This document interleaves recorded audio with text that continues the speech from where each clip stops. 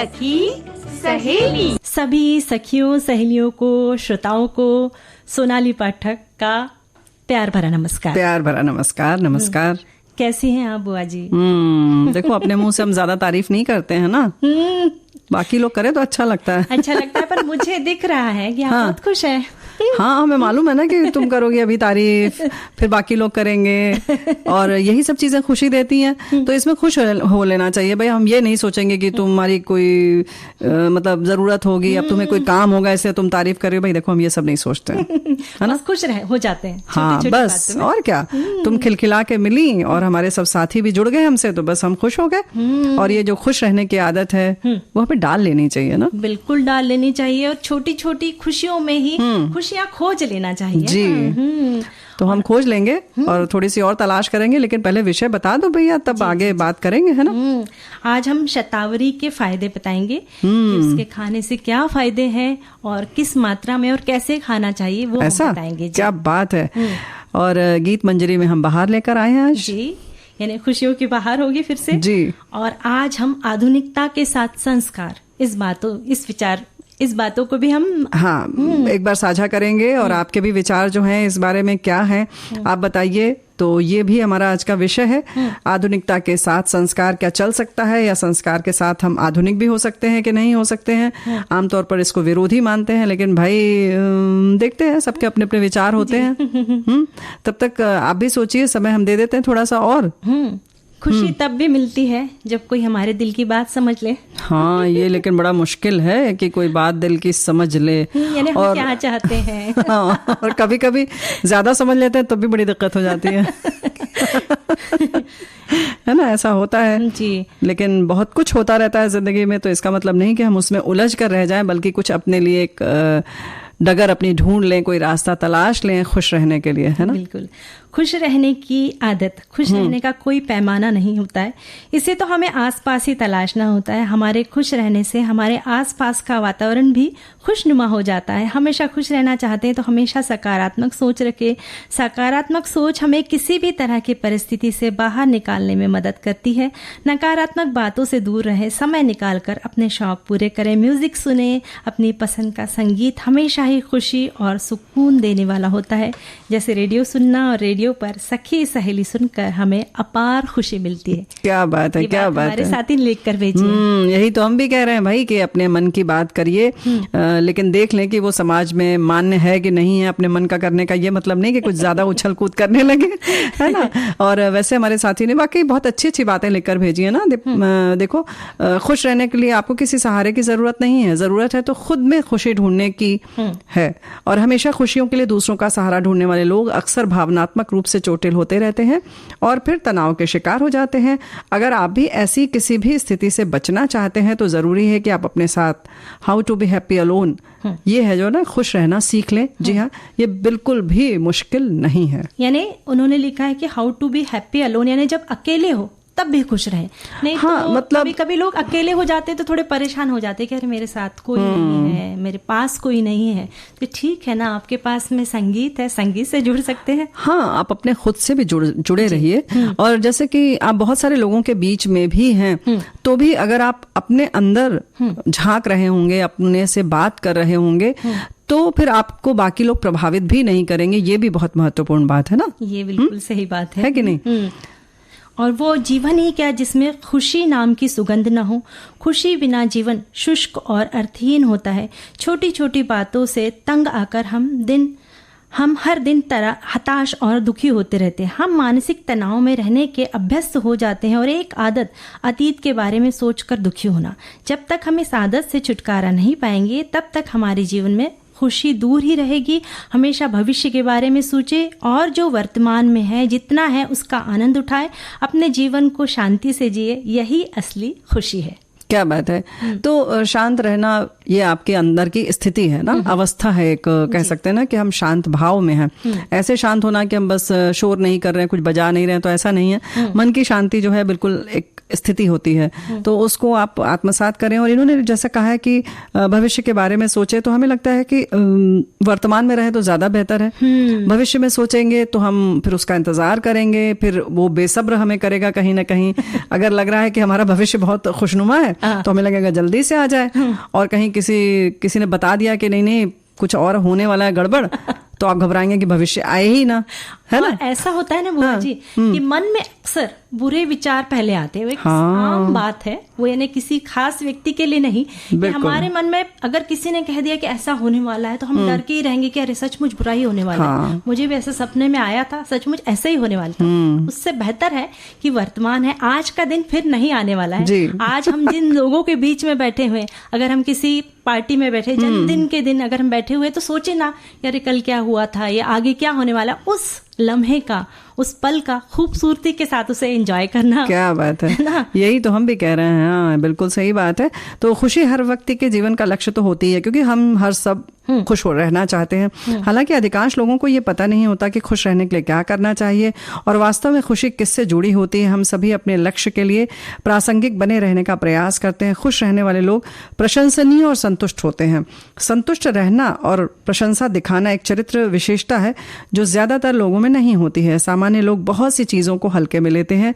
वे ये नहीं जानते कि वे खुद को दुनिया की छोटी छोटी खुशियों से वंचित कर रहे हैं। किसी और की सराहना करने में सक्षम होना, जैसे कि उन्होंने कैसे कपड़े पहने हैं, उनके बाल बनाए हैं, उनके जूते की नई जोड़ी है, दूसरे व्यक्ति को हंसते और मुस्कुराते हुए देखने में सक्षम होना और उनके अच्छे दिन में योगदान देना खुश रहने का एक बड़ा तरीका है। क्या बात है, ये भी बहुत अच्छी बात इन्होंने लिखकर भेजी। और हमारे साथी इतने अच्छे अच्छे संदेश लिखकर भेजे हैं। एक हमारे साथी ये भी लिखते हैं कि आज सुबह से पावर नहीं है, मेंटेनेंस चल रहा है, और सुबह 7 बजे से शाम को 4 बजे तक पावर मेंटेनेंस चल रहा है, और मैं खुश रहने की आदत डाल ली है मैंने, और रेडियो का प्रोग्राम सुन रहा हूँ और उससे मुझे ठंडक मिल जाती है दोपहर 3 बजे। क्या बात है। यानी उन्होंने मन में तय कर लिया कि देखो ये पता है हमें कि लाइट नहीं है, अभी 4-5 घंटे लाइट नहीं है, तो बिल्कुल भी परेशान होने की जरूरत नहीं है। मन में तय कर ले कि नहीं, कैसी भी परिस्थिति हो हमें उसका सामना करना है, खुश रहना है। अच्छा सोनाली बेटिया, ये बताओ जी, अगर ये तय ना कर लेते तो कर क्या लेते? वही तो फिर बस परेशान होते ना बस, है ना, कुछ कर तो सकते नहीं थे। हाँ। तो जो चीज अपने बस में ही नहीं है उसके लिए क्यों परेशान होना। तो जैसे आपने हमारे कहा है साथी ने, श्रोता ने, बिल्कुल वो गांठ बांध लेना चाहिए, भाई हमने तो बांध लिया, है ना। और ये जो छोटी छोटी बातें होती है ना, इसे बोलते बहुत है हम बुआ जी। हाँ। या ऐसा करना चाहिए, वैसा करना चाहिए, ये करना चाहिए, पर उसे हमें सचमुच अमल में लाना चाहिए, और वो थोड़ा मुश्किल भी होता है। बहुत ना, बहुत मुश्किल होता है। चलो देखो, ऐसा है कि बहुत सारी चीजें हमारे साथी बता रहे हैं, लेकिन अभी समय हो रहा है एक अंतराल का लेकिन हमारे एक साथी कह रहे हैं कि खुश रहने की आदत डालने के लिए खुद की तुलना दूसरे से करना छोड़ दें, अपने आप को खुश रखने के लिए खुद को समय दें, छोटी छोटी बातों पर गुस्सा करना छोड़ दें, सकारात्मक सोच रखिए, दूसरे की नकारात्मक सोच को डस्टबिन में डाल दीजिए, मतलब खुद पर हावी मत होने दीजिए, और भविष्य की चिंता छोड़ दो, भूतकाल को भूल जाओ, वर्तमान में जियो, छोड़ो कल की बातें, कल की बात पुरानी, नए दौर में लिखेंगे एक नई कहानी। क्या बात है, ये तो पूरा इन्हें जीवन का सारा ही लिख दिया है। हाँ, पूरा सारा आपने दे दिया। अच्छा एक बार बताओ, जैसे बड़ी तुम खुश हो रही हो, मुस्कुरा रही हो, तो क्या मान लेंगे तुम खुश हो? वो सबको लग रहा है। हाँ। अंदर से भले ही मुझे कोई दुख होगा, हाँ। पर सबके सामने तो मैं खुश हूँ, तो सबको लगेगा तो सही है बहुत खुश है, भले अंदर से मुझे कुछ दुख है तो मैं सामने वाले के सामने छिपा सकती हो ना। देखो ऐसा कहते हैं ना कि एक होता है, क्या बोलते हैं उसको, सेरोटोनिन, ये कहाँ मिलता है? ये तो अपने दिमाग से जो है रिश्ता है, वो हार्मोन मिलता नहीं है कहीं? मिलता नहीं, वो बाजार में नहीं मिलता है, कितने लाखों करोड़ों रुपए खर्च कर फिर भी नहीं मिलता है। नहीं मिलता है। अरे तो हमने सोचा था करेंगे, हम कसरत करेंगे, तभी वो रिश्ता है हमारा। ऐसा है, ये तो तुमने बताया ही नहीं था पहले भाई। यही तो हम कह रहे हैं कि ये सब चीजें बाजार में मिलती ही नहीं, हमें पता ही नहीं था। वैसे हमारे साथी यही कह रहे हैं कि बिना हंसे जो बात हम लोग कर रहे थे ना, बिना बात जो हंसते रहते, कि आप समझते हैं बहुत खुश हैं, वो बिल्कुल नहीं। खुश रहने की आदत तो ऐसी होती है कि आप सामने पहुंचे नहीं कि अगला व्यक्ति कह उठता, आइए श्रीमान आपका ही इंतजार था, कहिए पहले घर पर सब ठीक ठाक है ना, तो आगंतुक आपकी आवभगत से पहचान लेगा कि भाई साहब बड़े खुश मिजाज हैं। यही हुई खुश रहने की आदत। अब इसमें आपको कोई पैसा थोड़े खर्च करना है, ये कहीं से खरीदा नहीं जा सकता या उपहार में मिल जाएगा। इसके लिए हमारी शिक्षा दीक्षा जरूर निर्भर है। पढ़ने लिखने के दौरान शिक्षक ये अवश्य बताते हैं कि हमें हमेशा खुश रहना चाहिए। कोई दुख तकलीफ है तो भी उसका रोना बराबर नहीं रोना चाहिए। खुश रहने की आदत से हम किसी अधिकारी के पास जाते हैं तो बातचीत से प्रभावित वो आपका काम जरूर करेगा, टालेगा नहीं। परिवार में भी पति पत्नी अपने खुश रहने की आदत से उनके बच्चे भी वैसा ही रहन सहन, बोली बतकही सीखते हैं। तो किस तरह से देखो, जब खुश रहने की जो आदत होती है वो कैसे पीढ़ी दर पीढ़ी आगे चलती है, तो कितना जरूरी है खुश रहना। बहुत जरूरी है खुश रहना। और जिसको हर हाल में खुश रहने की आदत होती है वो बड़ी से बड़ी मुसीबत से हंसी खुशी से पार पा लेता है। बिल्कुल सही बात है। साथी ने लिखा है। हाँ, वहीं ये भी तो है कि जैसी भी परिस्थितियां हो, जो है जैसा है उसे वैसा ही स्वीकार करना ही खुशी का पर्याय है। मीन मेख निकालने से तो थाली में परोसा भोजन भी शरीर को नहीं लगता है। तो बेहतर होगा कि हम जो है जैसा है के सिद्धांत पर चलते रहे तो मजा ले, खुशी इधर उधर भाग जाएगी। तो बहुत अच्छी बात कही, आएगी। सही बात है ना। खुशी तो वो खिलौने जैसी होती है ना कि जिसे हम आगे फेंकते हैं तो वो फिर से रिवर्स हमारी तरफ आता है। तो खुशियां ऐसी ही है, अगर हम खुशियां बांटेंगे तो उसके बदले में हमें खुशियां मिलेगी ही। क्या बात है, ये बात बिल्कुल सही है। लेकिन वही ये तो हो गई बहुत सामान्य सी बात कि हमने कह दिया, लेकिन इतना आसान भी नहीं है ना, क्योंकि सबकी जो स्थिति परिस्थिति है वो ऐसी सामान्य तो होती नहीं है। कभी कभी बहुत इतनी विपरीत परिस्थिति होती है कि खुश रहने के लिए सोचना पड़ता है कि क्या खुश रहना ठीक है ऐसे में या नहीं, है ना। जैसे कि इसी की तरफ हमारे एक साथी इशारा करके बता रहे हैं, खुशी की परिभाषा अलग अलग है। एक भूखे व्यक्ति के लिए खुशी है 2 वक्त की रोटी, बेघर व्यक्ति के लिए सिर छुपाने के लिए घर, एक बेरोजगार व्यक्ति के लिए खुशी है नौकरी, एक कैदी व्यक्ति के लिए स्वतंत्रता है खुशी, एक मेहनती व्यक्ति के लिए उसकी मेहनत का अच्छा परिणाम। खुशी सभी के जीवन में अलग अलग मायने रखती है, परंतु एक बात जो सभी के जीवन में है, एक जैसी है, वो है खुशी पाने की लालसा। तो ये बात बिल्कुल सही है। लेकिन देखो सोनाली बेटा, ऐसा है कि इसके बाद ये नहीं लगता कि जैसे हमें लगा कि हमें नौकरी मिल जाए, फिर जैसे ही नौकरी मिली तो अगर हमारी खुश रहने की आदत है तो हम उतने में खुश हो जाएंगे। लेकिन अगर नहीं आदत है तो हमें लगेगा अब नौकरी तो लग गई, अब घर भी हो जाता तो अच्छा था, और जैसे ही घर बना प्रमोशन मिल जाए। हाँ, वो तो रहती है। हाँ। उसके बाद अब नौकरी तो लग गई, चलो अब घर हो गया तो छोटा घर है, थोड़ा बड़ा हो जाए, अरे अब गाड़ी आ जाए या कोई वाहन अच्छा सा हो जाए, मतलब बहुत सारी चीजें हैं ऐसे जो है जुड़ती रहती हैं, है ना। यानी एक खुशी का हम आनंद ही नहीं लेते हैं और अगली खुशी की ओर बढ़ जाते हैं। बिल्कुल, जैसे कि इच्छाएं होती हैं, कहते हैं ना कि जैसे ही एक इच्छा पूरी होती है हम दूसरी अपने आप पैदा हो जाती है। तो खुशी का भी कुछ ऐसा ही है। लेकिन जो खुश रहने वाले होते हैं, जैसे इन्होंने लिखा है 2 वक्त की रोटी, वो उन्हें लालसा जरूर रहती है, खुशी मिलती है, लेकिन नहीं मिली तब तक भी वो खुश रहते हैं जी। उसके लिए बहुत ज्यादा दुखी नहीं होते हैं। हालांकि पेट खाली है तो परेशानी तो होगी, लेकिन उस तरीके की तड़प या वो बेचैनी या वो मन जैसे है कि बिल्कुल बेकल हो जाए, ऐसा नहीं होगा। जो खुश रहने वाला व्यक्ति है वो भूखे पेट भी खुश रह सकता है। बिल्कुल सही बात आपने कही। बस ये बातें तो कहना बहुत आसान है। इन बातों को बस हमें जीवन में अपनाना जरूरी है, और अगर हम अपनाते हैं तो जाहिर सी बात है बच्चे जो हमें फॉलो करते हैं वो भी अपनाते हैं। इन्होंने तो लिख दिया कि 6 बजे से 9 बजे तक सुनकर खुश रहते हैं विविध भारती।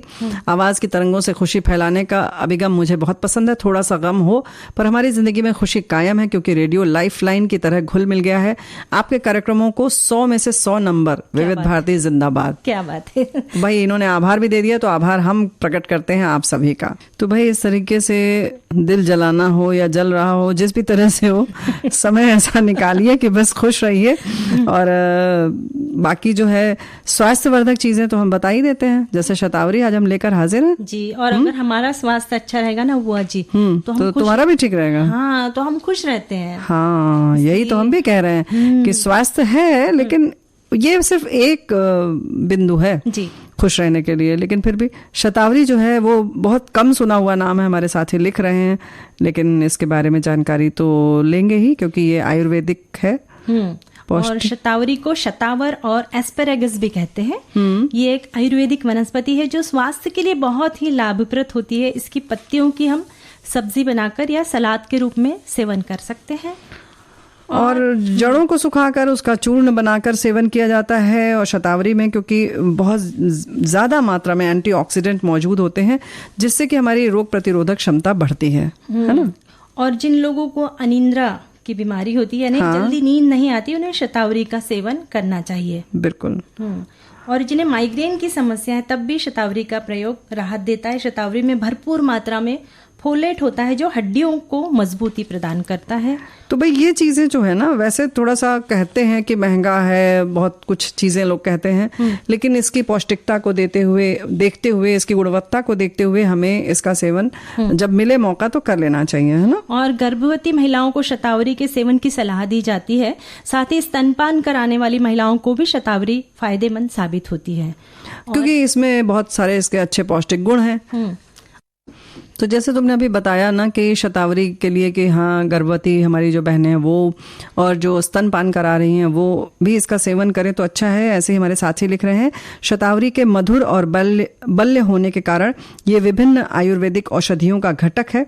इसके पाक और चूर्ण भी बनाए जाते हैं। ये जिन प्रसूताओं को दुग्ध नहीं उत्पन्न हो रहा हो उनमें इसके योग पाक आदि का प्रयोग कराया जाता है।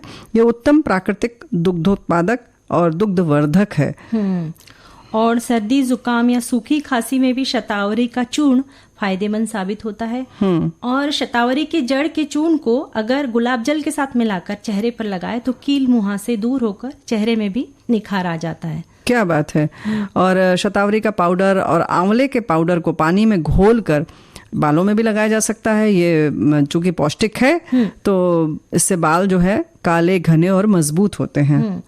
और बालों को मजबूत बनाने के लिए शतावरी और अश्वगंधा दोनों को दूध में मिलाकर पीने से बाल झड़ने की समस्या भी दूर हो जाती है। क्या बात है। मतलब कि हम लोगों को इसका सेवन भी किया जा सकता है, मतलब बालों के लिए खास तौर से। शतावरी ये लिख रहे हैं कि हमारे पेंच टाइगर रिजर्व में बहुत है, तो अच्छी बात है। वैसे आमतौर पर अब लोग इसको जानते भी नहीं हैं इसका सेवन, लेकिन बहुत सारी चीज़ें जो होती हैं हम बराबर कहते हैं कि अपने चिकित्सक की परामर्श से ज़रूर करें, ज़रूर ले लें एक बार, क्योंकि हो सकता है कि आपको बहुत सारी चीज़ों से एलर्जी होती है या आपको कोई और दिक्कत तो नहीं है।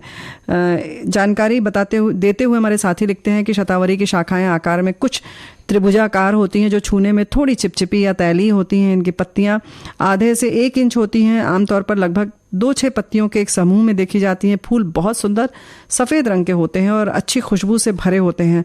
आमतौर पर गुच्छे में पाया जाता है। इसके फल आकार में छोटे और गोल होते हैं जिन्हें पकने पर लाल रंग में देखा जाता है। इन फलों के अंदर 1-2 बीज भी होते हैं।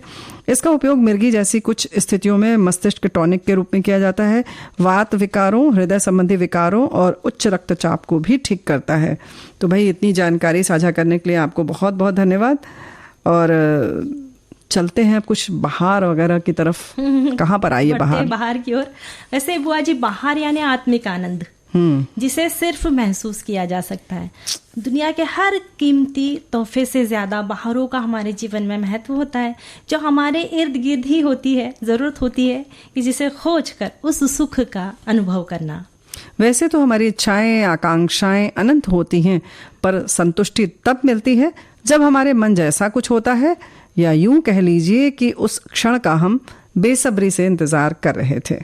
जैसे चिलचिलाती गर्मी के बाद सारी सृष्टि को इंतजार होता है बारिश की बूंदों का। जैसे ही बूंदें धरती पर गिरती है तो वो खुशबू, वो आनंद, वो उल्लास, वो अनुभव हमें निशब्द कर देता है, जिसे बस महसूस किया जा सकता है। और वो मौसम, वो बहार, वो सारे आलम को देखकर लोग दीवाने हो जाते। सभी प्राणी मात्रों में हम मनुष्य कुछ बातों के लिए बहुत ही सौभाग्यशाली होते हैं। जैसे जन्म से ही हम हमारे अपनों के बीच होते हैं, हमारे इर्द गिर्द हमारे अपने होते हैं जिनकी उंगली थामकर हम बड़े होते हैं। क्योंकि हम एक सामाजिक प्राणी हैं, हम समाज में इसलिए रहते हैं जब भी किसी को कोई ज़रूरत हो हम एक दूसरे की मदद करें और मदद के लिए आगे आएं। कुछ लोगों का मानना होता है कि अगर हम धनी हैं तो हम सुखी हैं, पर असल मायने में वही व्यक्ति ज्यादा सुखी होता है जो मित्रों और शुभ चिंतकों के बीच में होता है। उन सभी का लोकप्रिय होता है, उन्हीं का जीवन बहारों से भरा होता है। और दुनिया की भीड़ में कोई एक व्यक्ति ऐसा होता है जिससे मिलने को हम हमेशा तत्पर रहते हैं। उसके आने से हमारे जीवन में बहार आ जाती है और ऐसे मौसम में प्यार का इजहार भी किया जा सकता है। भाई जिंदगी है तो दुख सुख है, परेशानियां हैं, उतार चढ़ाव है, पर जहां समस्याएं हैं तो उन समस्याओं के हल भी तो होते हैं। बस जरूरत है कि संयम के साथ उन समस्याओं के हल को खोजा जाए। कभी कभी ऐसा भी होता है कि दिल और दिमाग की उलझनों के जाल में हम उलझते जाते हैं और जिंदगी में गुजरी हुई अच्छी यादें हमें कम ही याद आती है, पर बुरी बातें या बुरा वक्त बार बार हमारे मन पर दस्तक दे जाता है और हम बस नकारात्मक सोच रखने लगते हैं।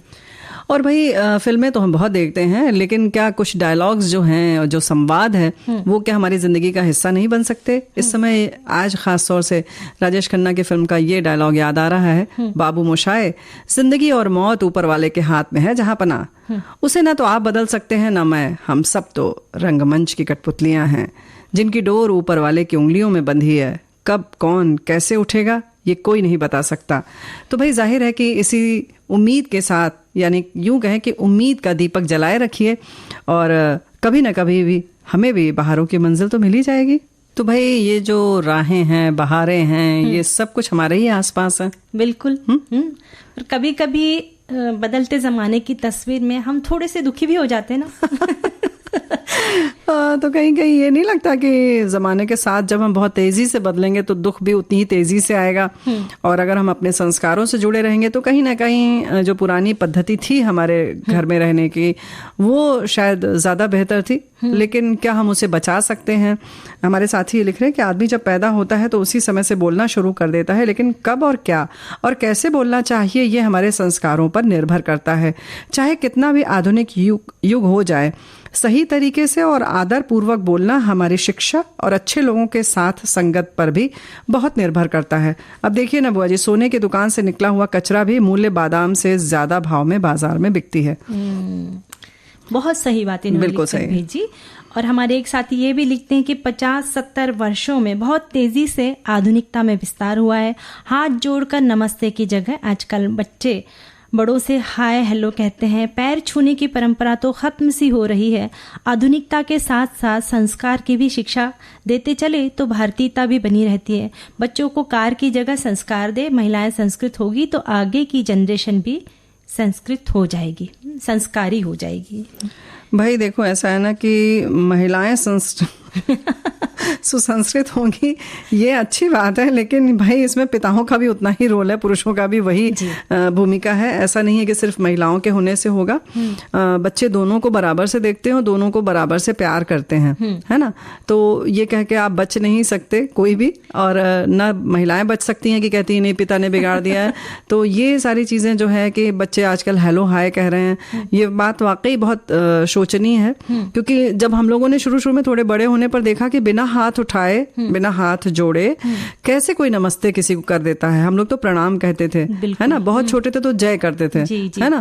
फिर उसका धीरे धीरे प्रणाम करना शुरू किया। फिर जब लोग नमस्ते करते थे और वो भी दोनों बाहें इधर उधर लटका के, तो बड़ा आश्चर्य लगता था कि ये कैसे, मतलब बहुत ज्यादा अभी भी याद है। हम लोग शायद कक्षा 5-6 में रहे होंगे और कुछ परिवार ऐसे थे, तो उन्होंने जब उनके बच्चों ने ऐसे कहना शुरू किया तो बहुत आश्चर्य लगता था, आंटी नमस्ते। तो लगा अरे ये बिना हाथ जोड़े कैसे कोई नमस्ते कर सकता है। तो ये बात बिल्कुल सही है, लेकिन क्या हाथ हम उठा लें कर लें तो कहीं क्या हम लगेंगे कि अनपढ़ हैं या कुछ कम पढ़े लिखे या कम सभ्य हैं? ऐसा तो नहीं है। और एक बात मुझे भी ऐसा लगता है ना बुआ जी, कि जब हम छोटे थे, जब हमारी तबीयत ठीक हो ना हो, हमारा मूड हो ना हो, पर हमारे घर में जब कोई मेहमान आते थे तो हम नमस्ते करते ही थे। बिल्कुल। पर आजकल जो है बच्चे, अगर घर में कोई मेहमान आते हैं तो अगर उनकी इच्छा ना हो तो सीधे वहां से उठ के चले जाते हैं। बिल्कुल। ये बात जो है थोड़ी सी बुरी लगती है। बिल्कुल लगती है। नमस्ते करने में क्या तकलीफ है उसमें से? और बहुत सारे दलीलें हैं उसके पीछे, उनके बहुत सारे वक्तव्य ऐसे हैं कि भाई वो कहते हैं कि ये तो आपके मित्र हैं। तो ये जो विभाजन हो गया है, और बच्चे उनके मित्र आते हैं तो वो आपसे नहीं बात करते। अगर आप कहेंगे भी कह रहे तुम्हारा दोस्त कैसा था, इधर देखा भी नहीं, नमस्ते किया, हम बड़े खड़े थे सामने, अरे तो वो मेरा दोस्त है, आपसे उससे क्या मतलब। तो कुछ ये जो आ गया है बहुत सारी जगहों पर, हाँ, जो सीमा रेखा हमने खींच दी है वो लगता है ठीक नहीं है। इन्होंने भी लिखा है कि आधुनिकता और संस्कार तो हमारा जो कल्चर है, इन्होंने लिखा है अपने शहर का नाम बीकानेर का, अभी तक इतना एग्रेसिव नहीं है बड़े शहरों की तरह, फिर भी जो जहर हवा में घुल गया है वो तो यहाँ भी आई है आधुनिकता, फिर भी संस्कार जिंदा है, बड़ों के प्रति आदर भाव है, मान सम्मान है। ये बहुत अच्छी बात है और ये सहेज कर रखना जरूरी है। अभी से अगर प्रयत्न किया तो ये आगे तक भी टिक कर रहेगी। ये जो संस्कृति है, ये संस्कार है, इसे बस हमें सहेज के रखने की जरूरत है। फिर वही बात हुई ना बुआ जी की, बोलना बहुत आसान होता है और जो करने में बहुत मुश्किल होता है। पर अगर सभी, और ये जैसे अभी एक हमारे श्रोता ने लिखा था कि माँ संस्कार, तो ऐसा नहीं, माँ पिता दादा दादी नाना नानी सभी की हमारी जिम्मेदारी है कि बच्चों को इसी तरह से तैयार करें कि हमारी जो संस्कृति के नाम से लोग हमें पहचानते हैं पूरे विश्व में, वो संस्कृति टिकी रहे बस, है ना। तो ये तो हो गई मेहमानों की बात या घर में करने की बात। चलो कभी कभी क्या होता है नमस्ते कर देते हैं, लेकिन व्यवहार में वो रूखापन जो आ गया है, रुक्षणता आ गई है, वो बहुत गड़बड़ है। तो वो मेल मिलाप वाली बात बची है कि नहीं बची है, ये भी देखना होगा, है ना। इसके संग संग जो है कपड़ों की भी बहुत ज्यादा जो बदलाव आया है कपड़ों में उस पर हम चर्चा जरूर करेंगे। पुराने जमाने में खत लिखे जाते थे, अभी भी लिखे जा सकते हैं, ऐसा थोड़ी है, ऐसी तकनीक बदली नहीं है। कलम वही है, कागज है, लिखिए लिखिए, बहुत मजा आएगा। और अपनी भाषा में लिखिए, कोशिश करें कि अपनी भाषा में बातचीत करें। बहुत आधुनिक दिखाने के लिए हम कभी कभी बहुत ज्यादा अंग्रेजी के शब्दों का प्रयोग करते हैं और ऐसा सोचते हैं कि ये लगेगा कि हम बड़े अत्याधुनिक हो गए हैं। तो ये देखना पड़ेगा हमको, है ना। बिल्कुल सही कहा। और छोटे बच्चों के साथ में खासकर अपनी जो मातृभाषा है या फिर अपनी हिंदी राजभाषा है वो हम बोलते नहीं है। बच्चों को जो अंक है, जो हिंदी में या मातृभाषा में बोले जाने वाले अंक, जो तारीख है, वो नहीं बोलते आती है। वो पूछते हैं कि अगर पूछ लिया हमने 32, हाँ 32 तो नहीं पता है, 89 80 तो बिल्कुल ही नहीं पता है। हाँ। तो ये क्या है ना कि हम, उनका जो दिमाग है इतना तेज होता है, तो अगर हम सिखाएंगे तो वो सब चीजें ग्रास्प कर लेते हैं। हाँ, तो इसीलिए तो सीखते हैं, कहते हैं 71 72 73 में से 69 सबसे बड़ा है, पता है। तो इस तरीके की बात क्या होती है। लेकिन हम तो कपड़ों की बात करें, तुम बात घुमा रही हो, कपड़ों के बारे में बताओ। वो तो बहुत जरूरी है बुआ जी। क्या? कि जब भी हम किसी धार्मिक स्थल पे जाते हैं, प्रार्थना स्थल पे जाते हैं, तो उस वक्त हमें ध्यान रखना चाहिए कि हमारे भारतीय परिधान पहनकर जाए। हाँ, अगर हम पिकनिक पे जा रहे हैं, बीच पर जा रहे हैं, स्विमिंग पूल में जा रहे हैं, तो उस वक्त अलग कपड़े पहने, वो बहुत जरूरी है। पर ऐसा है कि जो हमारी संस्कृति है, अगर हम किसी मंदिर में जा रहे हैं या किसी भी स्थल पर जा रहे हैं, तो उस वक्त अपने कपड़े पहने और अच्छे से पूरे भारतीय संस्कृति को। और फिर जैसे हम किसी ऐसे कार्यक्रम में जा रहे हैं जहाँ पर बड़े बूढ़े मौजूद हैं, बुजुर्ग हैं, तो वहां पर भी अपनी संस्कृति का प्रदर्शन करते हुए अच्छे कपड़े, अच्छे परिधान पहने। बिल्कुल सही बात है। और उसी तरीके से जैसे देखो, इस मामले में हम ये कह सकते हैं कि हम बड़ा ख्याल रखते हैं ना कि हमारा चेहरा कैसा है, तो हम बिंदी कैसी लगाएं या हम झुमके कैसे पहने, या पुरुष लोग भी ध्यान रखते हैं कि पैंट जिस रंग की है तो शर्ट किस रंग की पहने, है ना। ऐसा तो नहीं कुछ भी पहन लेते हैं। तो ऐसे ही, क्योंकि ये बात मैचिंग की है ना, सूट करने की। तो ऐसे ही जो वातावरण होता है जहां आप जा रहे हैं, जिस तरीके का उत्सव है या जिस स्थान पर जा रहे हैं, वहां आपका कपड़ा वो मैच कर रहा है कि नहीं कर रहा है, उसमें जेल हो रहा है कि नहीं, उसमें मिल रहा है कि नहीं। कहीं ऐसा तो नहीं कि आप बड़े अलग से अजीब से दिख रहे हैं। तो ये जो है ना, जो तुमने जैसे अभी कहा, तो लोग सोचेंगे क्यों भाई हम क्यों पहने, क्यों हम भारतीय संस्कृति के हिसाब से पहने। तो ऐसा नहीं है, आप वहां घुल मिल जाएंगे तो आपको भी मजा आएगा और कहीं ना कहीं जो बाकी लोग हैं उनका मन भी खुश हो जाएगा। तो अकेले अकेले खुश रहने से अच्छा है कि सबको खुश रखा जाए है ना। और तो जो लोग ऐसे बताते भी हैं बुआ जी कि हम क्यों पहने, पर जब वो उस जगह पर जाते हैं और सब लोगों को देखते हैं, तब उनके मन में भी एक बार तो आता है कि अरे मैंने कुछ गलत कपड़े पहने। हाँ ना, भले ही वो दूसरों के सामने जाहिर ना करे कि मेरी मर्जी, मैं ऐसे पहनता हूँ, पर उनके उन्हें एक बार तो आता होगा कि नहीं मैंने कुछ गलत पहन लिया। हाँ, कुछ हम भी ऐसे ही चमक चमक वाला पहन कर आते, गोटे वाला, तो और अच्छा लगता। तो कुछ ये हो गई, कपड़ों की बात भी हो गई। और ऐसे ही जैसे अभी हमारे एक साथी भी कह रहे हैं, अब तो पैर भी नहीं, घुटने छूने का रिवाज है। तो ये छोटी छोटी चीजें हैं। तो आधुनिकता जो है, अभी हमने जैसे सुधा मूर्ति जी की भी बातचीत सुनी, तो किस तरह से बहुत सारे हमारे लोग जो हैं, अभी चंद्रयान की भी जो बात गया है, चंद्रयान 3 जो गया है, उसमें भी जितनी भी हमारी बहनें हैं उन सब ने साड़ी पहनी थी।